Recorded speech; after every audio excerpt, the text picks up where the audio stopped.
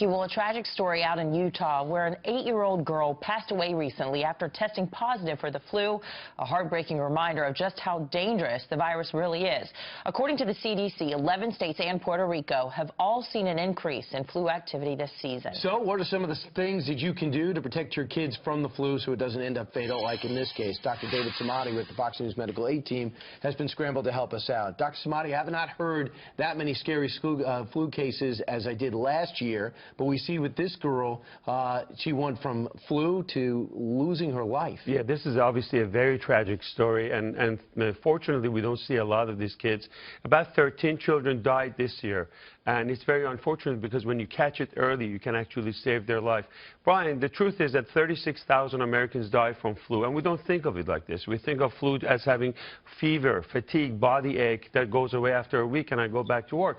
Children are more susceptible. Children and men and women over age of 65 are more susceptible because their immune system may not be as strong.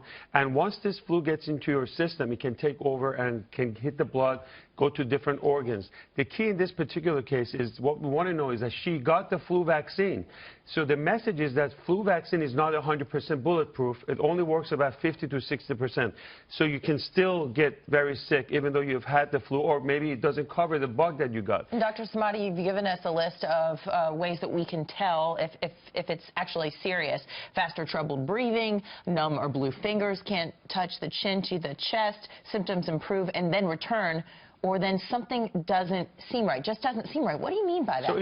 So that's a very good point, because in this particular case, she just had some stomach bug, vomiting, diarrhea. Nobody ever even thought about like having a flu.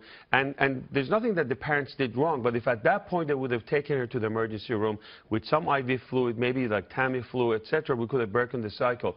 So recognizing if your kid is not breathing well, if the diaper is not wet and they're dehydrated, they're not... But how is it different from kids and adults? So I have different symptoms than a 5-year-old would have, or a 5-year-old might have? You may present, for example, as a typical flu. You may have body ache, really sick, etc. But these kids, they may have diarrhea, vomiting, totally different symptoms. Like I said, they may be dehydrated because when they cry, you don't see tears. The diaper is kind of like dry. You want to react quickly and not let this go another day or so. If they've gone to the hospital, really important. I think if they would have gone earlier, perhaps, this is not a blame game. I think they did whatever they had to do. But recognizing those symptoms that you just mentioned is absolutely key. The other thing is, cover your face. If you here's some basic prevention. First, cover your nose when you sneeze. You would think that's automatic. I ride in the train every day. No one's covering their mouth anymore. That's a big problem, because if you have the symptoms, you can really spread all over the place. The other thing is that don't put your fingers and don't touch your eyes and your nose. That's another entry where this flu can get in. So you're basically coming from the subway without washing your hands. You're just going to touch your face. That's when you're going to get the bug in your system. Don't touch the banisters. And always wash your hands. Make sure you carry one of those hand lotions. Yeah, you say soap and water does wonders. Dr. David Samadi, thank you so much for your time today.